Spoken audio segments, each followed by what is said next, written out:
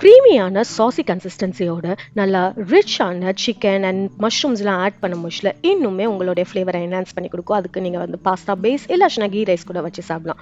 இதை எப்படி பண்ணலாம் பார்க்கலாமா? சிக்கன் ஸ்ட்ராகன் ஆஃப் சிக்கனை இதுக்கு நான் ஒரு பாத்திரத்தில் நல்லா பட்டர் இல்லைனா ஆலிவ் ஆயில் ஆட் பண்ணி தின் க்யூப்ஸாக உள்ள போன்லெஸ் சிக்கனையும் ஆட் செஞ்சுட்டு உப்பு பெப்பர் போட்டு நல்லா குக் பண்ணுவோம். அதில் உள்ள வாட்டர் எல்லாம் அப்சர்வ் ஆகி நல்லா கோல்டன் ப்ரௌனாக ரோஸ்ட் ஆகி வர முச்சில் ஒரு பாத்திரத்தில் மாற்றி வச்சுக்கலாம். அதே பேனில் கொஞ்சம் ஆலிவ் ஆயில் ஆட் பண்ணி நல்லா மின்ஸ்டான கார்லிக்கையும் ஆட் செஞ்சுக்கலாம். அது வந்து நல்லா கோல்டன் ப்ரௌனாக குக் ஆகி வர முச்சில் சின்ன சின்ன வெங்காயத்தை வந்து சாப் பண்ணதை இதோட ஆட் பண்ணி அதுவும் கோல்டன் ப்ரௌனாக குக் ஆகட்டும்.